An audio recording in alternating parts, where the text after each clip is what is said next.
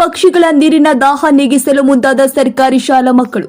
ಮನುಷ್ಯ ನೀರಡಿಕೆಯಾದಾಗ ಕೇಳಬಹುದು, ಆದರೆ ಮೂಕ ಜೀವಿಗಳ ಕೂಗು ಯಾರಿಗೂ ಕೇಳಿಸುವುದಿಲ್ಲ. ಭಯಂಕರ ಬಿಸಿಲಿನ ತಾಪಮಾನಕ್ಕೆ ಪಕ್ಷಿಗಳು ಅಕ್ಷರಶಃ ನಲುಗಿ ಹೋಗಿದೆ. ಮೂಕ ಜೀವಿಗಳ ಸ್ಥಿತಿಯನ್ನ ಮನಗಂಡು ಇಲ್ಲಿನ ಸರ್ಕಾರಿ ಶಾಲೆಯ ಮಕ್ಕಳು ಮಾಡಿದ್ದೇನು ಅಂತೀರಾ? ತೋರಿಸ್ತೀವಿ ನೋಡಿ. ಈ ದೃಶ್ಯಗಳು ಕಂಡು ಬಂದದ್ದು ಬೆಳಗಾವಿಯ ಚಿಕ್ಕೋಡಿ ಶೈಕ್ಷಣಿಕ ಜಿಲ್ಲೆಯ ಸಂಬರಗಿ ಗ್ರಾಮದ ಸರ್ಕಾರಿ ಶಾಲೆಯೊಂದರಲ್ಲಿ. ಪ್ರತಿಯೊಬ್ಬರ ಕೈಯಲ್ಲಿ ಒಂದು ನೀರಿನ ಬಾಟಲ್, ಅದರ ಮೇಲೊಂದು ಪ್ಲೇಟ್. ಇವೆಲ್ಲವನ್ನು ಕೂಡ ವಿಶೇಷವಾಗಿ ವಿನ್ಯಾಸಗೊಳಿಸ್ತಾ ಇರುವ ಮಕ್ಕಳು.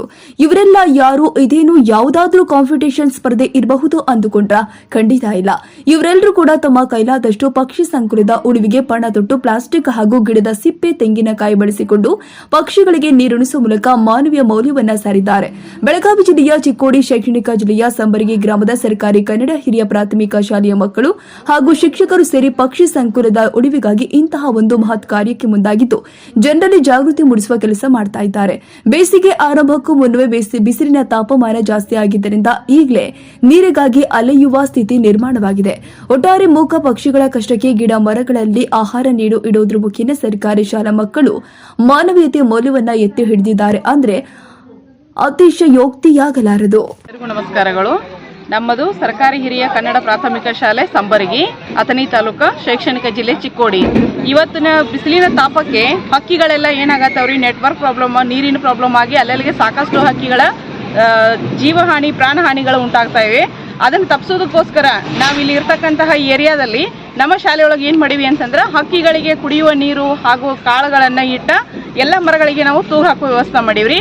ಅದನ್ನೆಲ್ಲ ವಿದ್ಯಾರ್ಥಿಗಳು ರೆಡಿ ಮಾಡಿ ನೀರನ್ನು ಟಂಗಿನ ಚಿಪ್ಪಲ್ಲಿ ಹಾಗೂ ಡಬ್ಬಿಯಲ್ಲಿ, ಆಮೇಲೆ ಮಡಿಕೆಯಲ್ಲಿ ಎಲ್ಲ ನೀರುಗಳನ್ನು ಗಿಡಗಳಲ್ಲಿ ಇಡ್ತಕ್ಕಂಥ ವ್ಯವಸ್ಥೆಯನ್ನು ಮಾಡಿ ಆ ಹಕ್ಕಿಗಳನ್ನು ರಕ್ಷಿಸ್ತಕ್ಕಂತಹ ಅಲ್ಪ ಕಾರ್ಯವನ್ನು ನಮ್ಮ ಶಾಲೆ ವತಿಯಿಂದ ನಾವೆಲ್ಲರೂ ಮಾಡಿದ್ವಿ.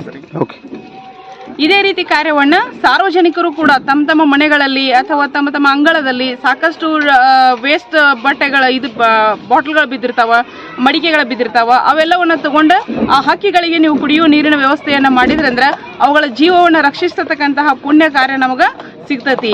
ಅದಕ್ಕೆ ನೀರನ್ನ ಸಾಕಷ್ಟು ವ್ಯಯ ಮಾಡಬೇಡ್ರಿ, ನೀರನ್ನ ಹಿತವಾಗಿ ಮಿತವಾಗಿ ಬಳಸ್ಕೊಳ್ರಿ ಅಂತಕ್ಕಂತಹ ಒಂದು ಘೋಷಣೆಯನ್ನ ನಮ್ಮ ಶಾಲೆಯ ಪರವಾಗಿ ನಾವು ಈ ಒಂದು ಸಂದೇಶವನ್ನ ಹೇಳ್ತಾ ಇದ್ದೀವಿ.